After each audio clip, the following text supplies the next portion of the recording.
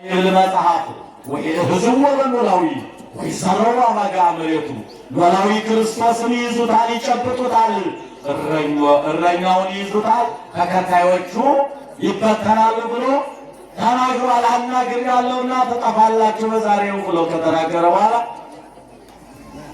ወይም ደግሞ አዱ ምን የቱም ያገባን ከናንተ ማን ደግሞ አሳልፎ ይሰጠኛል አለ። ሁሉም አነኑንጋ እኔ ሆነ ታጨነቁ።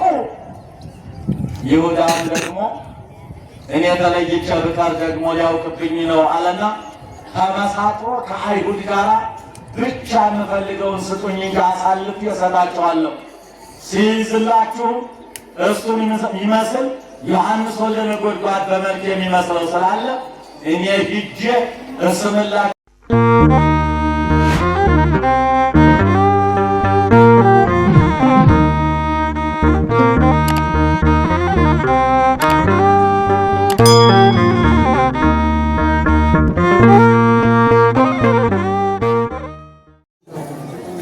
በስመ አብ ወወልድ ወመንፈስ ቅዱስ አሐዱ አምላክ አሜን። ሆሳዕና በአርያም ለወልደ ዳዊት ለዳዊት ልጅ መድኃኒት መባል ይገባዋል። የማቴዎስ ወንጌል ምዕራፍ 21 ከቁጥር 1 ጀምሮ የሚገኝ ኃይለ ቃል ነው። ክቡር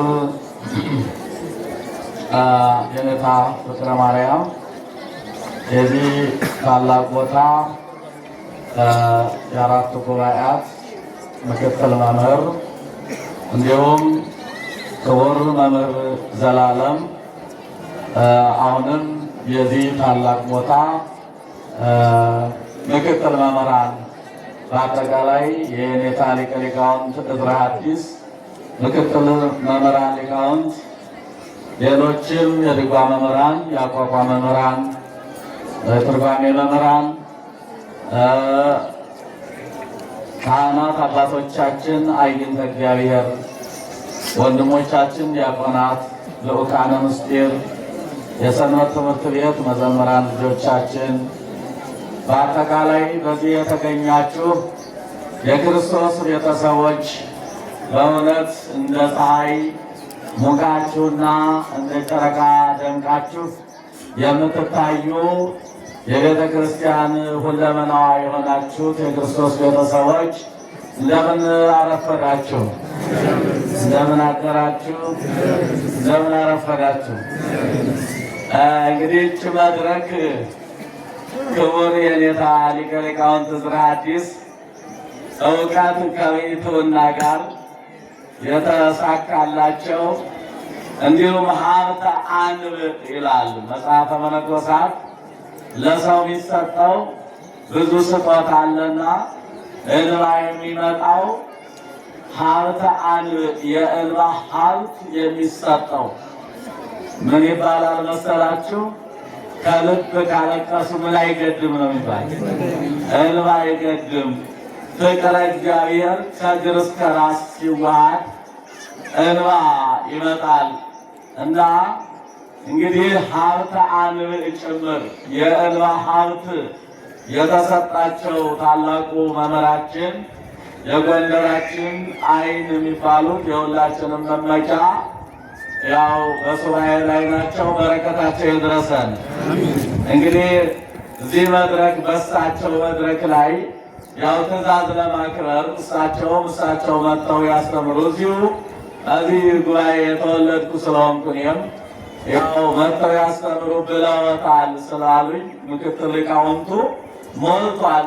አናብስት መምህራን ሞልተዋል። ምክትሎች ብዙ ሊቃውንት የሞላበት ነው መንበረ መንግስት ይታወቃል። ነገር ግን አባት ይቆመ መድረኩ ተብሎ ይመስለኛልና የኔታ ብለው ተናግረዋል ስላሉ የኔታ መምህር ዘላለም ለመታዘዝ ያህል መጥቼ ነው። ከዛው ካሉበት ሆነው በረከታቸው ይድረሰን እላለሁ። ሁላችንንም ይባርኩን።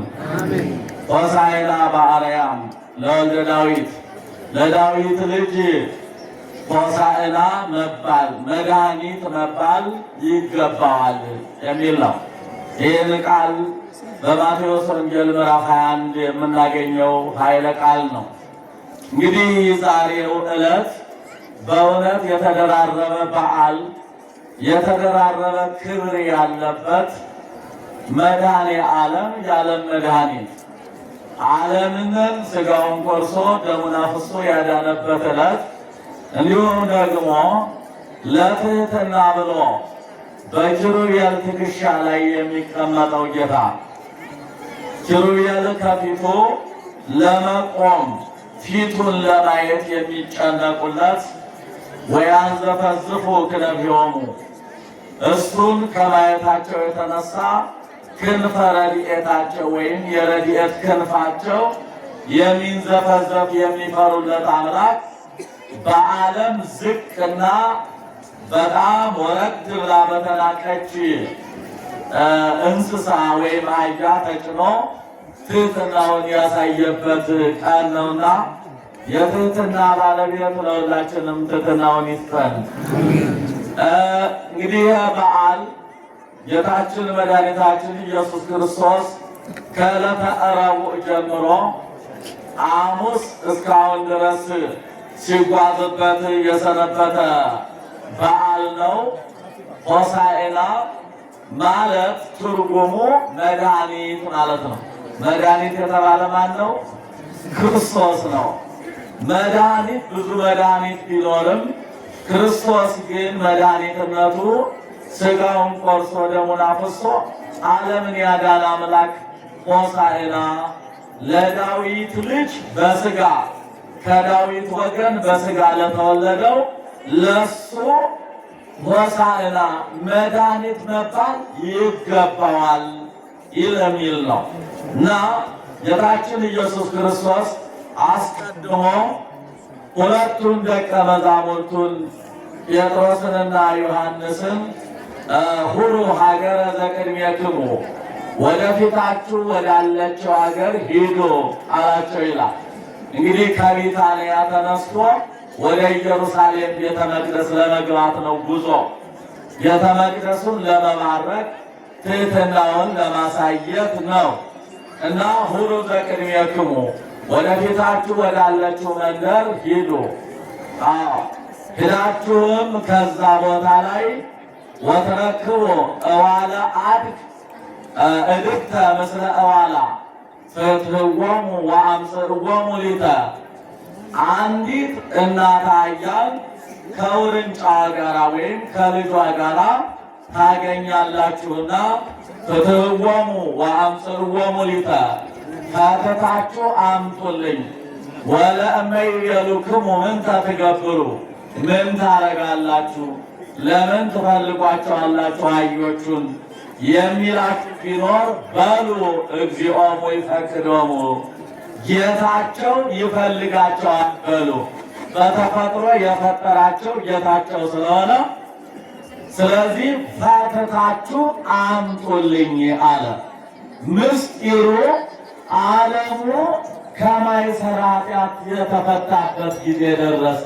እያችሁት ከማይሰራ ኃጢአት ከኃጢአት ማሰሪያ ከቁራኝነት የሚፈታበት ወይም የተፈታበት ዘመን ደረሰ።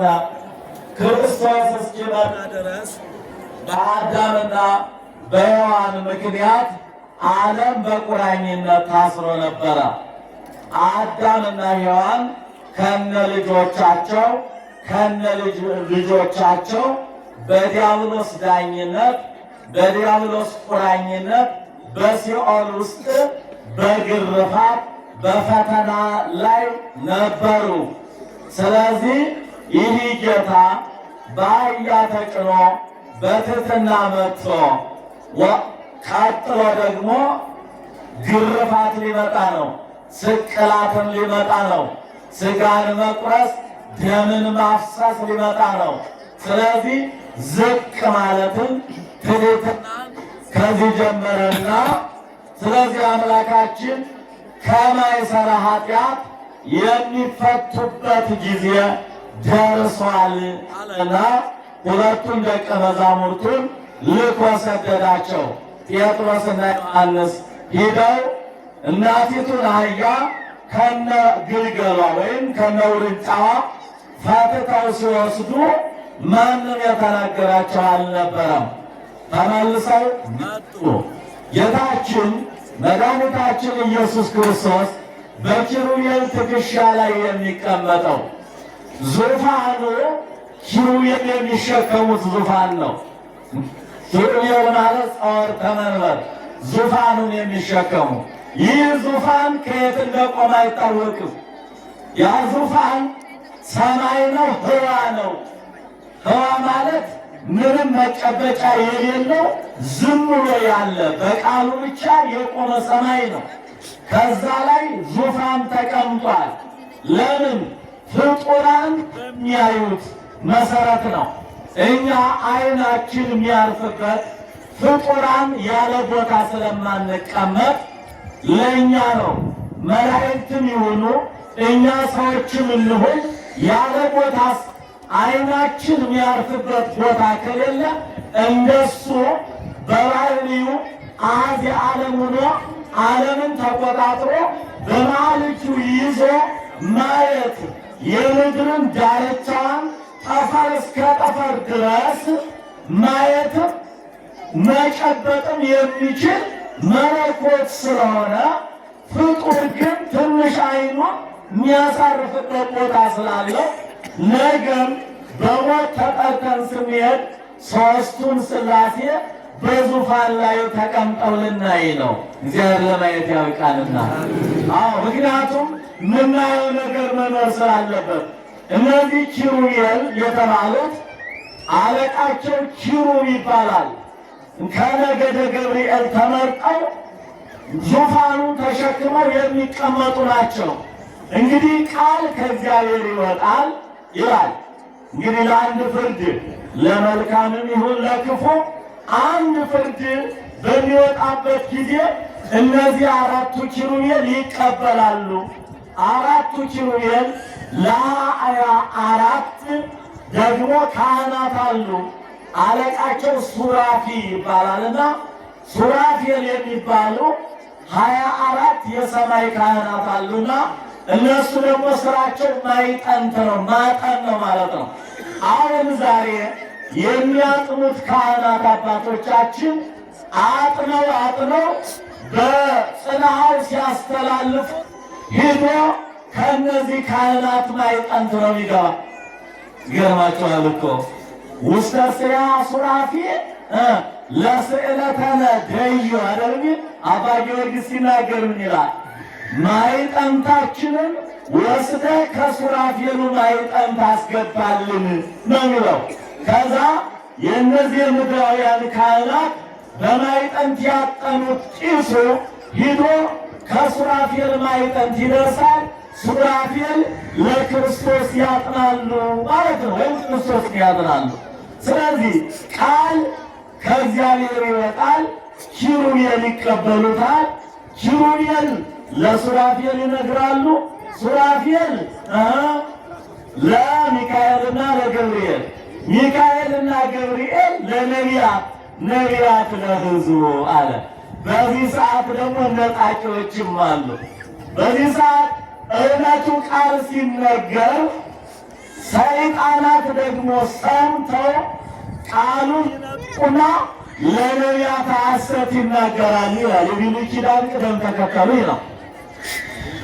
አሁን ዛሬ ሐሰት የሚናገሩት መናፍቃን እነሆ ሰይጣን አባታቸው የሐሰት አባት አቡሃለ ሐሰት ከራሱ የነቃች የዲያብሎስ ልጆች ከላይ አጋንንት ጠልፈው ነቢያተ ጽድቅ የእውነቶቹ ነቢያት መጻእያትንም ኃላፊያትንም ማለትም የሚመጣውንም ያለፈውንም እግዚአብሔር ለነቢያት ሲነግራቸው ወይም እነ ሚካኤልና እነ ገብርኤል ለነቢያት መጥተው ሲነግሩ ከዛ ላይ ይነጥቁና ለነቢያተ ጽድቅ ለነ ኤርምያስ ለነ ኢሳይያስ ለሌሎቹም ነቢያት ቃሉ ሲነገር ንጥቅ ያደርጉና ለሐሰት ነቢያት ይናገራሉ።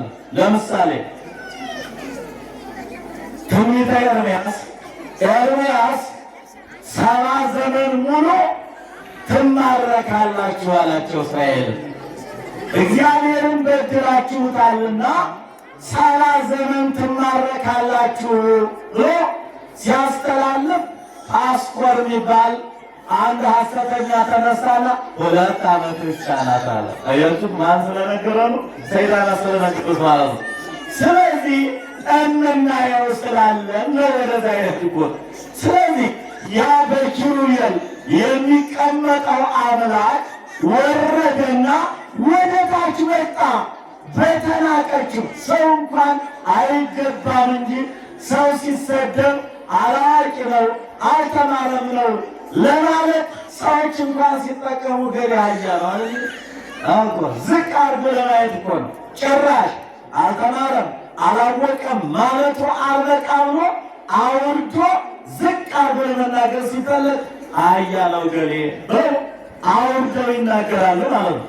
ስለዚህ ያ ጌታ በኪሩቤል ላይ የተቀመጠው አምላክ በአህያይቱና በውርንጫ ላይ በአንድነት በተአምራት ተቀመጠባቸው።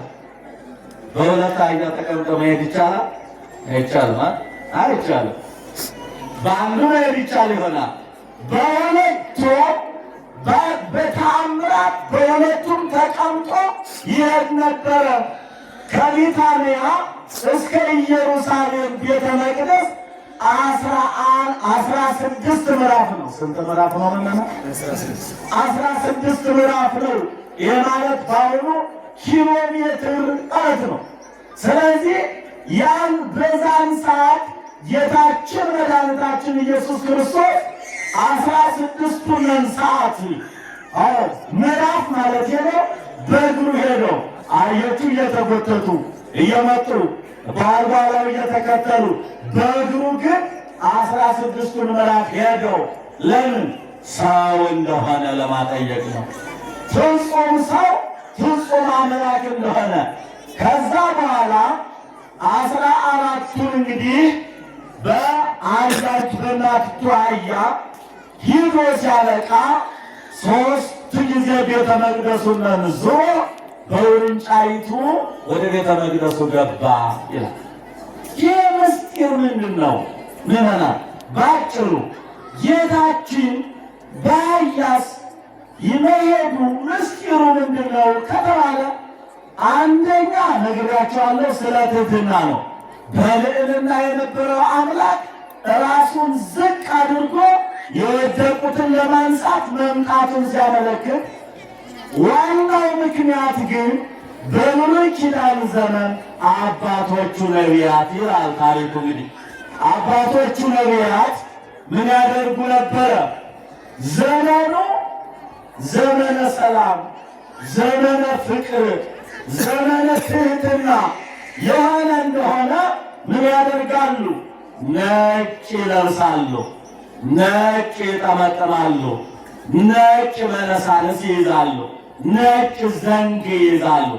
ያን ይይዙና በአህያይቱ ቁጭ ብለው ይመጣሉ። በአህያ ተቀምጠው ይመጣሉ። መጥተው በከተማይቱ ዘወር ዘወር ዘወር ይላሉ። በኢየሩሳሌም ከተማ ማለት ነው። በዚህ ሰዓት ሕዝቡ ያውቀዋል። ዘንድሮ ዘመኑ ሰላም ነው፣ ዘመኑ ፍቅር ነው፣ ዘመኑ የትሕትና ዘመን ነው። አባቶቻችን በዚህ ምልክት ካሳዩ ሰላም አለ፣ ፍቅር አለ፣ ትሕትና አለ ብለው ይህን ትምህርት ያደርጉት ነበረ። ዘመኑ ግን የከፋ ዘመን የሆነ እንደሆነ የመከራ ዘመን እንደ ዘመናችን፣ የጦርነት ዘመን፣ የፍጅት ዘመን፣ ትሕትና የራቀበት፣ ወንድም ወንድሙን የማያምንበት ዘመን፣ ክፉ ዘመን፣ ወንድሙን አፍሮ ገንዘብ የሚቀማበት ብላ ተባላ የሆነበት ዘመን በሆነ ጊዜ አባቶቹ ነቢያት ወይም በዛን ዘመን የነበሩት በብሉይ ኪዳን የነበሩት ነቢያት ምን ያደርጋሉ? ከል ይለብሳሉ። ከል ማለት ጥቁር ማለት ነው። ጥቁር ይለብሳሉ፣ ጥቁር ይጠመጥማሉ፣ ጥቁር መነሳንስ ይዛሉ፣ ጥቁር ዘንግ ይዛሉ። አያችሁት ምዕመናን? ያን ጊዜ በፈረስ ይቀመጣሉ ወይም በበቅሎ ተቀምጠው በከተማይቱ ይዞራሉ። አሁን መከራ መጣባችሁ፣ ተነሱ፣ ተጠንቀቁ፣ ጸልዩ፣ ተፋቀሩ፣ ንስሐ ግቡ ለማለት ለመስበክ ነው። ያን ጊዜ ምዕመናነ እስራኤል ተነስተው ዘመኑ ዘመነ መከራ እንደሆነ በአባቶቻቸው በነቢያት ምልክት ተነስተው ጸሎት ይጀምራሉ። ተነሱ የለም አሁን እኮ ችግር የለም። በነፃነት ቁጭ ብሎ ክፋትን ዙፋን አድርጎ ቁጭ ነው። መከራ እየፈሰሰ ነው። ምዕመናን እያለቁ ነው። ነጮኸ ነው፣ ይጮኻል ዓለም። ነገር ግን እኛ ፍንክች የለችም። እንዴ ምንስናችሁ እንዴ? እኛ እኮ ብዙ ነበርን። አንድ ሰው ቢገኝ እኮ ዓለም ትድናለች። ዝም ብለው መሰላችሁ ነንታ ዛሬ ተነስተው ወደ ኢየሩሳሌም ዘወር ያሉበት ምክንያት ከቶ ምንድን ነው? ይህች ሀገር እንዴት ሁነን ብናለቅስ ነው እግዚአብሔርን ይሰማል ለማለት እኮ ነው። አያችሁት? ድካሙ ይበቃቸው ነበር። የሚያስተምሩት 4 ጉባኤያት የሚያፈሱት 24 ሰዓት ዓርብ ረቡዕ አክፍለው የሚበሉ ባይታዊናት በቂያቸው ነበረ። ምን ነው ፍትሕ ያልተገኘ እኮ ነው። አያችሁት? ምንድን ነው ፍትሕ ያልተገኘው? ምንድን ነው ይሄ መከራ? እስቲ እሱ ከጸለየባት እሱ ከዛ ሱራኤ ከገባባት ሳይቸግረው እጸድቃይል ጻድቅ ራሱ እከብራይል ራሱ ክቡር ስለ መንግሥተ ሰማያት አይጨነቅ። መንግሥተ ሰማያት በእጁ ናት። መንግሥተ ሰማያት ተብሎ የሚወረሰው መንግሥተ ሰማያት ሰማያት አይከለክሙ እሞ መንግሥተ ሰማያት ይሏቸዋል። እኔ ነኝ። መንግሥተ ሰማያት ማለት በእጃቸው የተጨበጠች ናት፣ በሥራ የምታገኟት ናት ብሎ ያስተማረ አምላክ ከዛች ሱባኤ ለባሕታውያን ምሳሌ ለመሆን ሱባኤ ከገባባት ላይ እስቲ አልቅሼ ልምጣ እኮ ነው። እስቲ እግዚአብሔር በረከት ይስማቸው። እግዚአብሔር እስቲ መድኃኒዓለም ይስማልን፣ እኛንም ይስማ ነው። ስለዚህ ወገኖቼ ይሄ ሁሉ አዎ እንጫለን ይጫል ሰሚ የለም። ምዕመናን ተነስቶ ሰላማዊ ሰልፍ ምናምን እንደዚህ ምንድን ነው? ሰላማዊ ሰልፍ ወደ እግዚአብሔር ቢሆን ብንጮኸው ወደ እግዚአብሔር በውስጣችን ሁላችን ንስሐ ገብተን አባቶቻችን ጋር ተገናኝተን አይ አቤት የሰራዊት ጌታ እግዚአብሔር ብንል በ3 ቀን ምሕረት አልወረደ። በ3 ቀን እኛ እኮ ጠቅላላ ዐቢይ ጾም ከገባ ጊዜ ጀምረ ስብሐተ ነግሁ ይፈሳል፣ ሰዓታተ ሌሊቱ የቅዱስ አባ ጊዮርጊስ ዘጋስጫው ጸሎት ይፈሳል፣ ቅዳሴው ሳይታጎል ይፈሳል፣ ሥጋው ደግሞ ይፈተታል። ምንድነው ግን ወገኖች? እስቲ ወደ ራሳችን መለስ እንበል። ምንድነው ይሄ ነገር?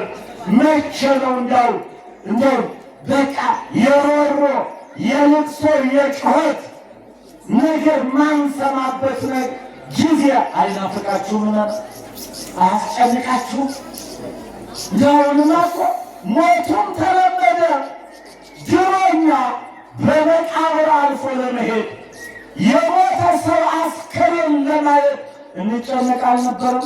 እንፈራ አልነበረም? ዛሬ ሰው ሲታረድ ሰው ሲገደል አይተን አየኸው እንዴት የሚያደርገው ታያለህ ብሎ ሳይፈራ ይዋል። ለመደው ሞትን ለመድ ነው፣ ድፍረትን ለመድ ነው። ምናና እስከ መቼ ድረስ ነው? እግዚአብሔር ይስማቸው።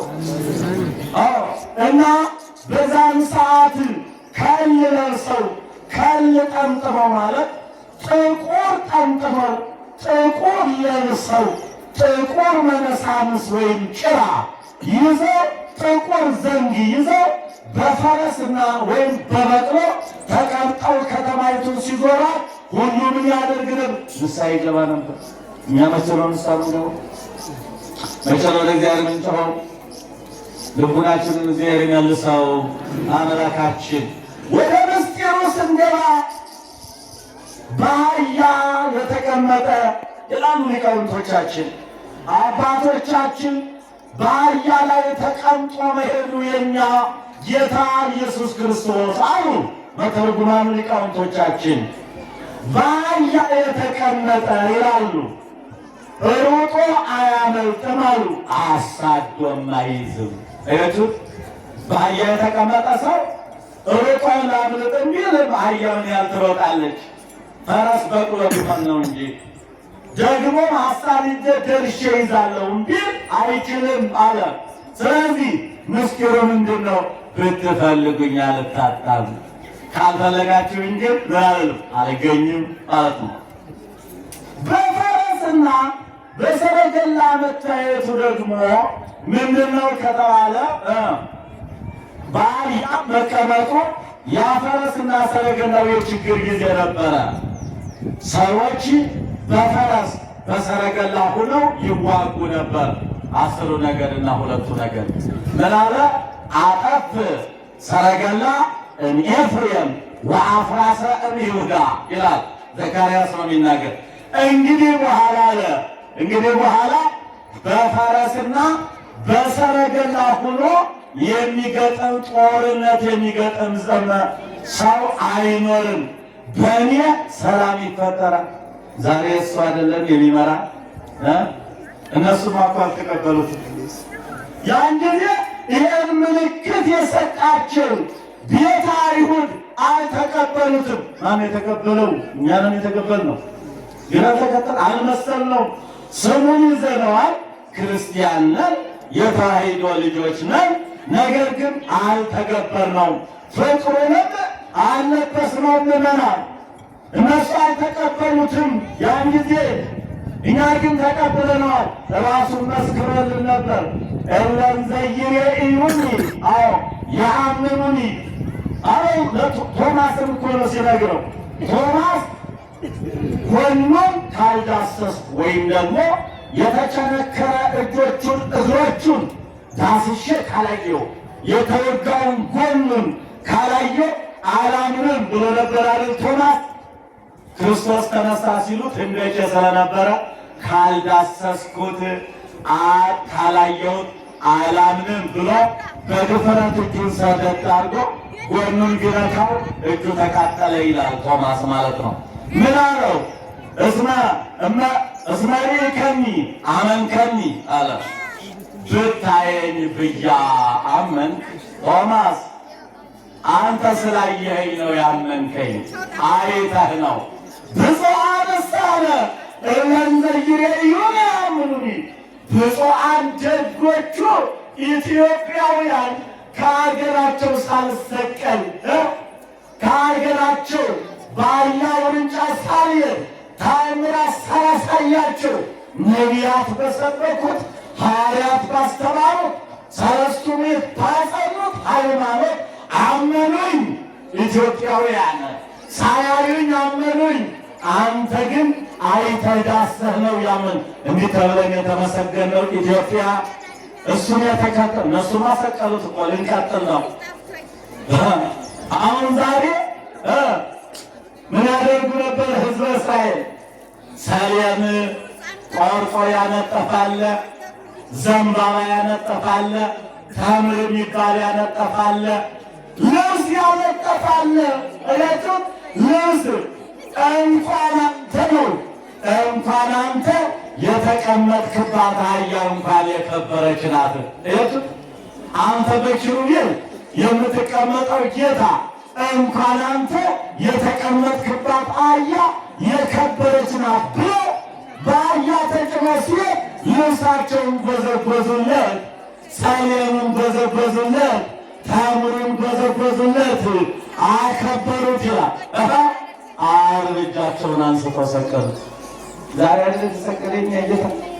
ያ ሲያነጥፍ የነበረው ሕዝብ ሰሌን የጎዘጎዘው ተምር የጎዘጎዘው ልብስ አንጥፎ የተቀበለው ዓርብ ግን ስቅሎ ወኦሆ አበልዎሙ አለ ከመ በርባንሃ ያህዩ ሎሙ ወኢየሱስ ይስቅሉ ኢየሱስ ክርስቶስን እንዲሰቅልላቸው በርባንን ሽፍታውን ሌባውን እንዲያድንላቸው ካህናቱ ወአሁ አበልዎሙ እሺ በእጅ ያስተኟቸው።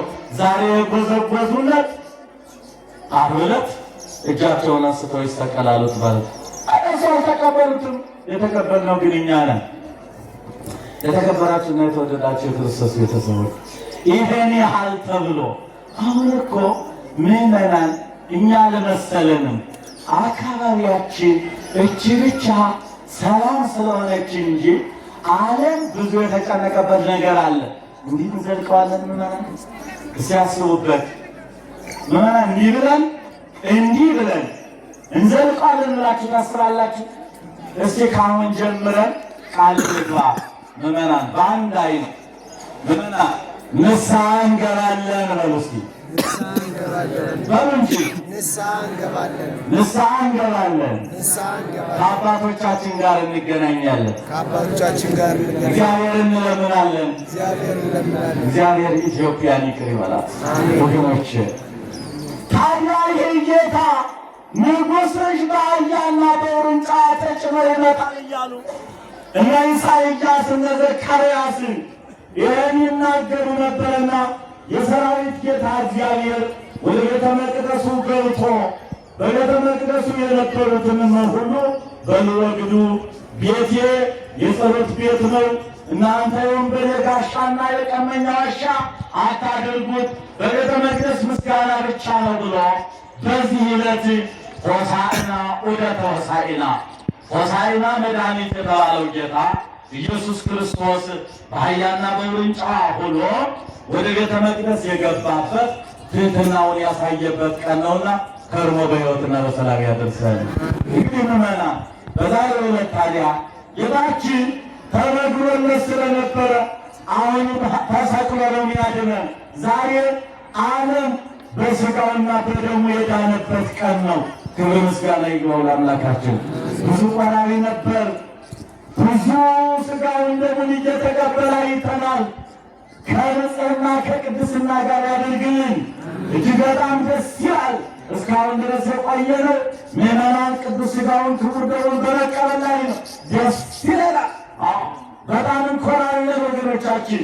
አሁንም ቢሆን ንስሐ እየገባን ወገኖቻችን ቅዱስ ሥጋውን ክቡር ደሙን ስንቀበል ለጠጅ ምን ይመርጡለታል? ብርሌ የጠራ ብርሌ ለጠጁ እንኳን ለልብስስ ምን ይፈልጉለታል? የታጠበ ንጹሕ ገላ የታጠበ ንጹሕ ገላ። ልብስ ልቀይር ነኝ ስትሉ ምበላ መጀመሪያ ምን ላድርግ ትላላችሁ?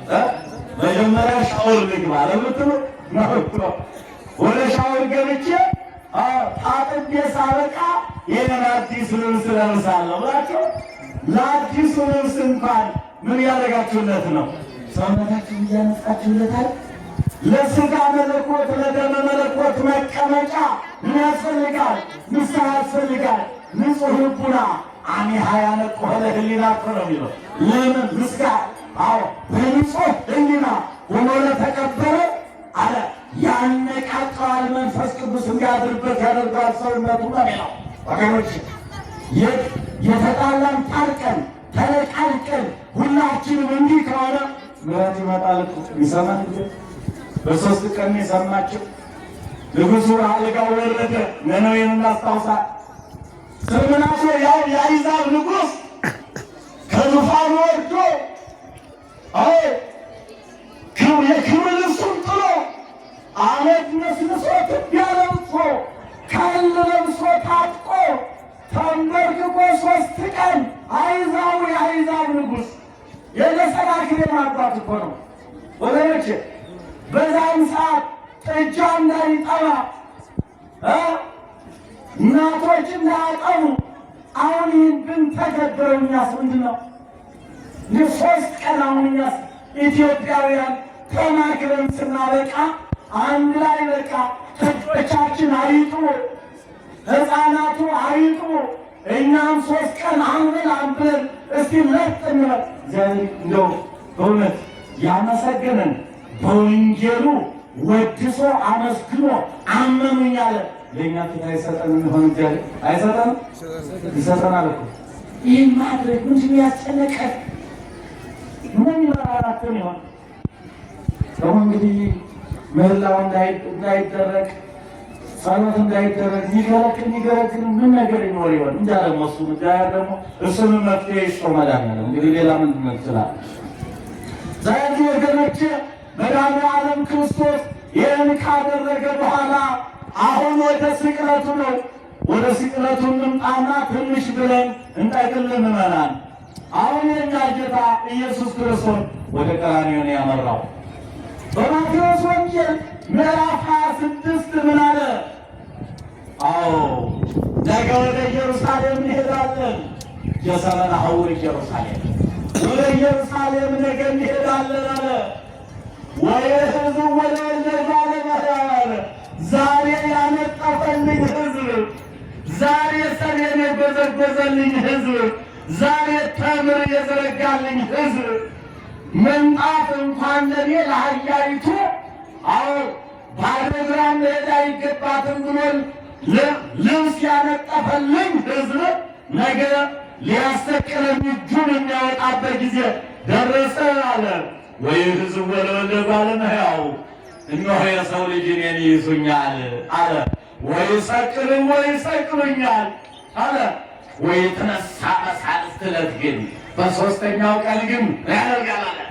ሞትን ድል አድርጎ መነስነስ አስቀርቶ እሱ ግን በሦስተኛው ቀን ይነሳል አለ።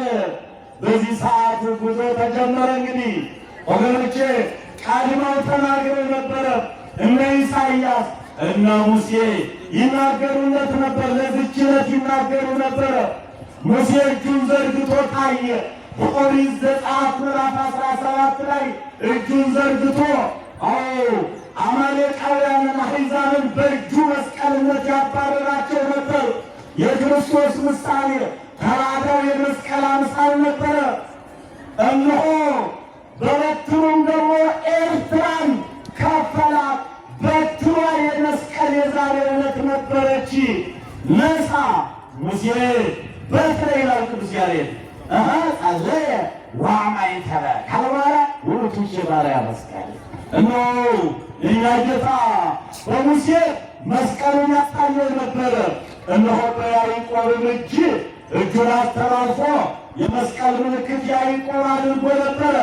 ለልጄ እግዚአብሔር ዳዊት ለዚች ዕለት ሲተነብይላት በመዝሙረ ዳዊት መዝሙር 73 ቁጥር 12 ወገብረ መድኃኒተ በማእከለ ምድር እነሆ እግዚአብሔር ንጉሥ ትምክር ማለት ወገብረ መድኃኒተ በማእከለ ምድር እነሆ ኢየሱስ ክርስቶስ ከዓለም በፊት ንጉሥ ነው። ከዓለም በፊት ምንድን ነው? ንጉሥ ነው አለ።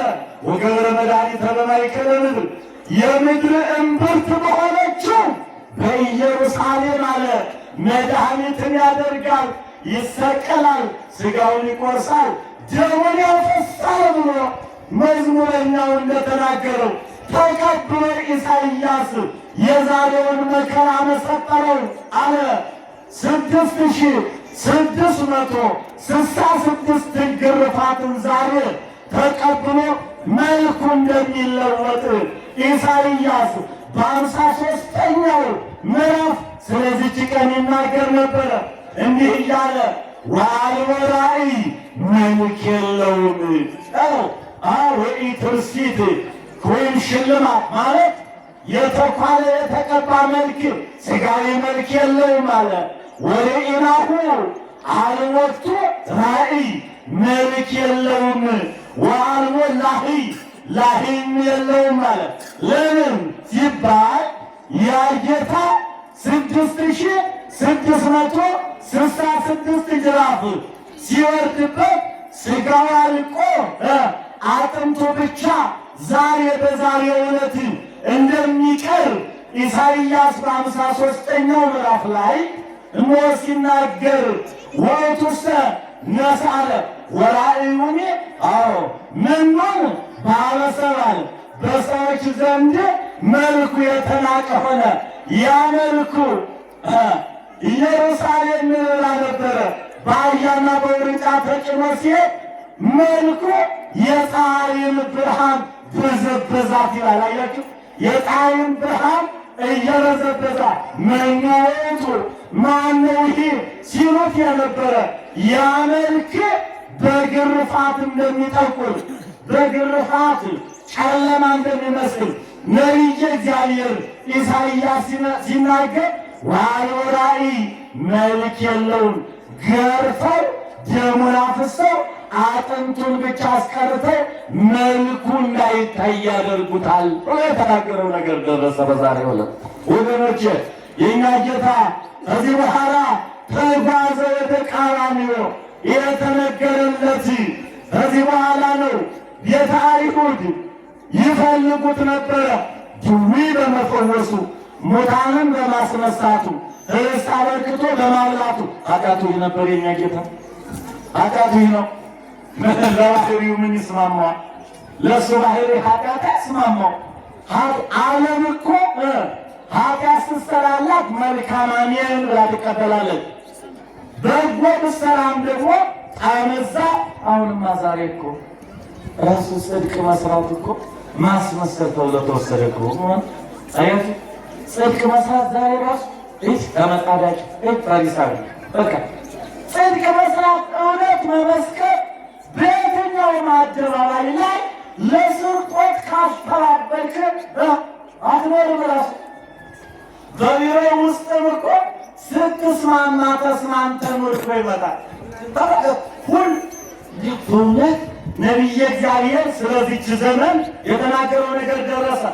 ሁሉ አየ ወህሙረ አየ ነው የሚለው እነ ሁሉ አለ እንደ ፈረስ ጆሮ እንደ ጦር ጉሮሮ ቀጥ ብሎ ካደ አለ።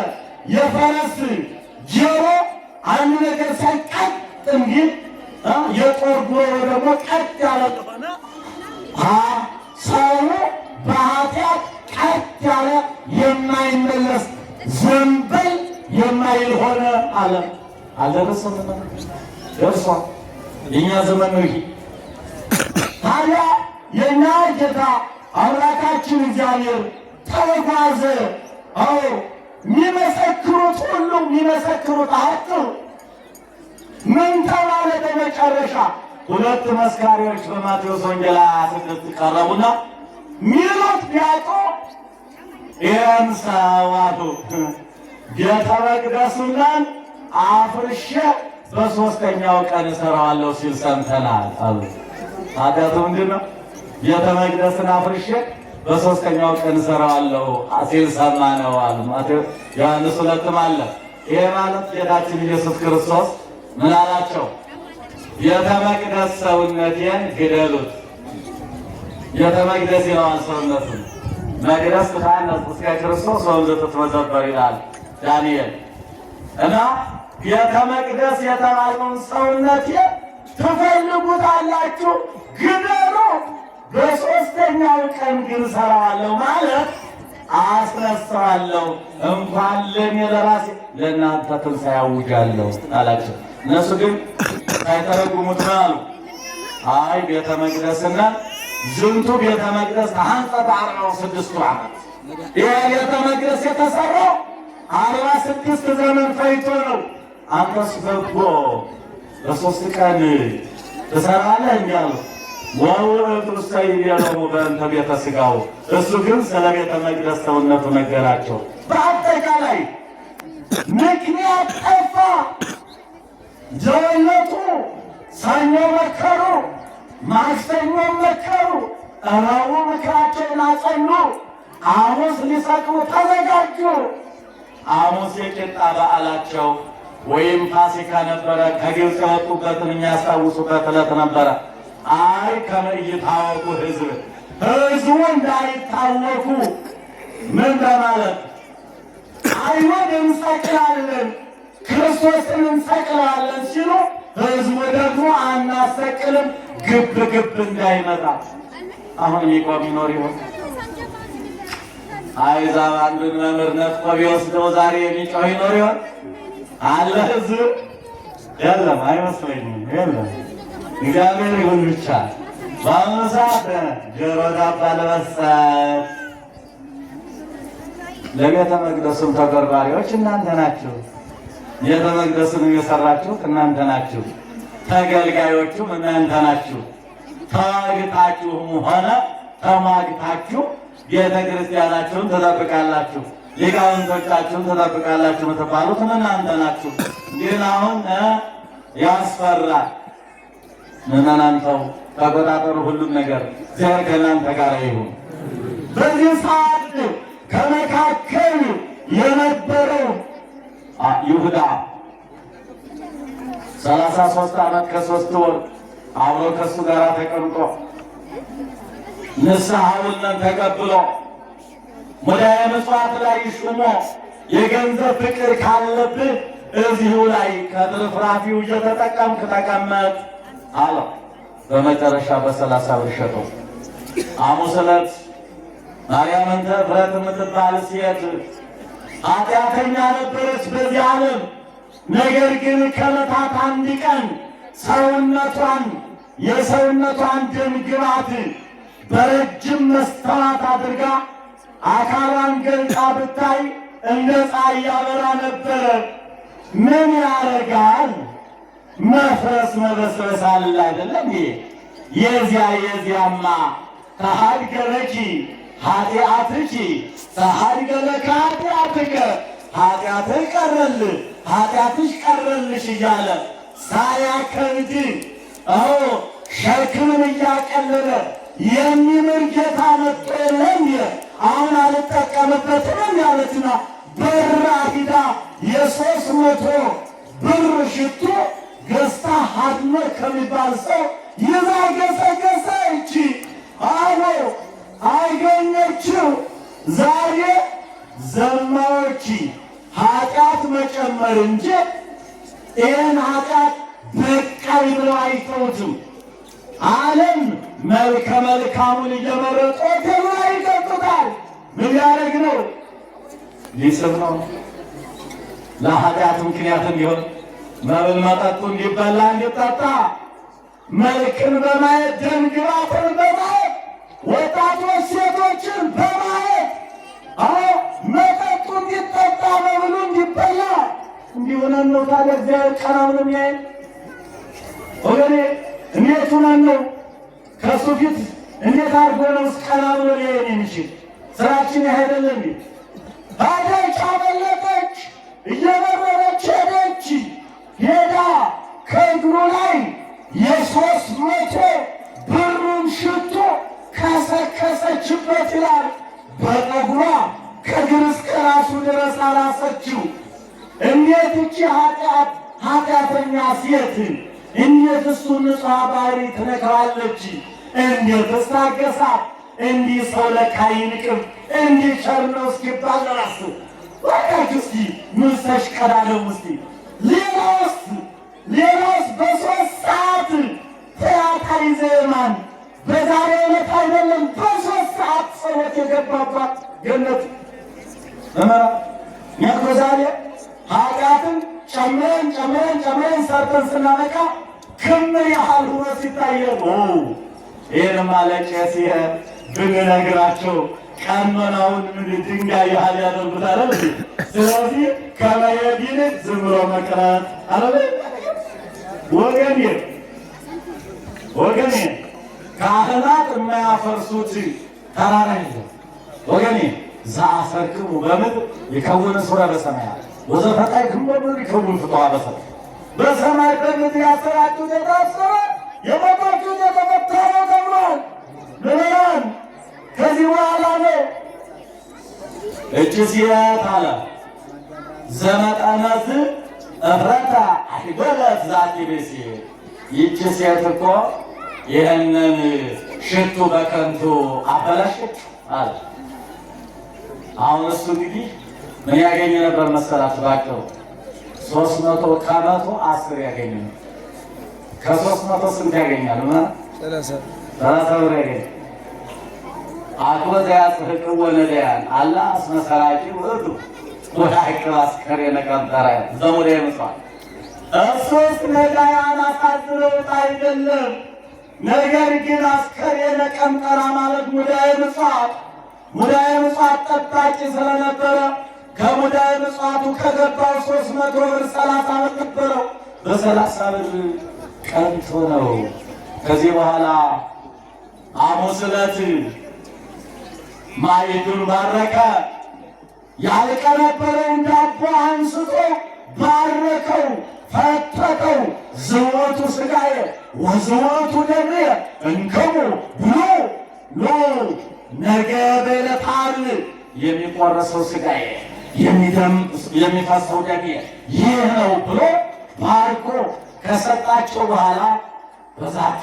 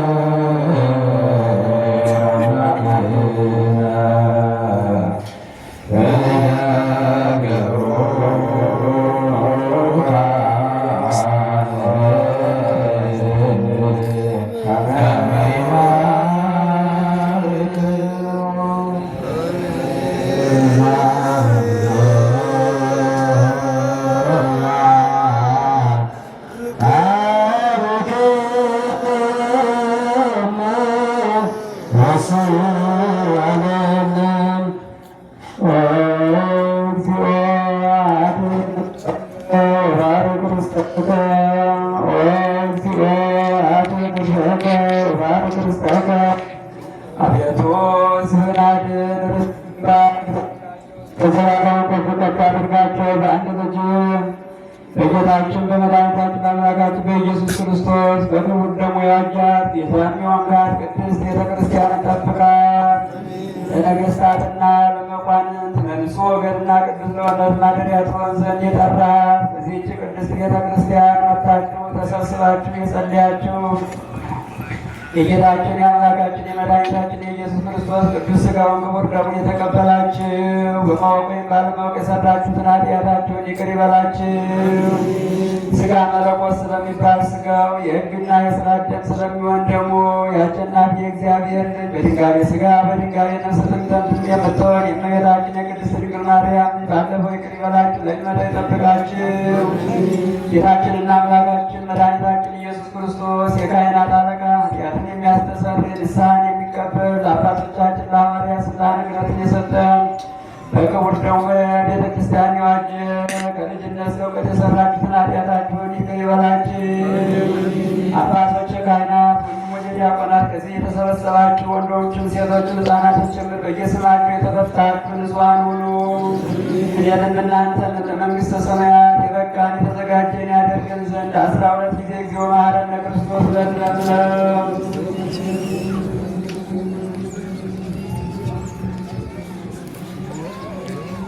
ካለፈው ይቅር ብሎ ለሚመጣው እንዲጠብቀን 12 ጊዜ በእንተ እግዝእትነ ማርያም መሐረነ ክርስቶስ ብለን እንለምነው።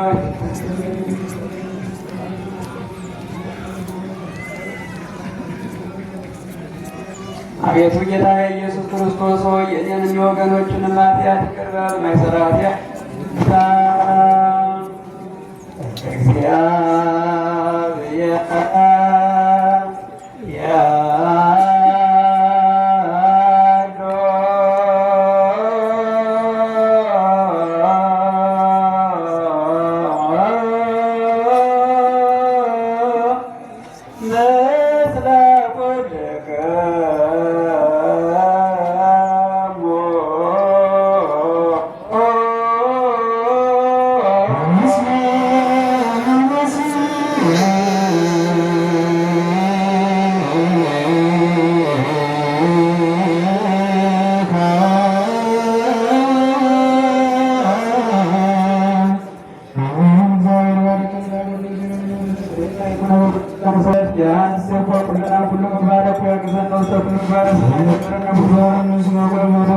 Thank you.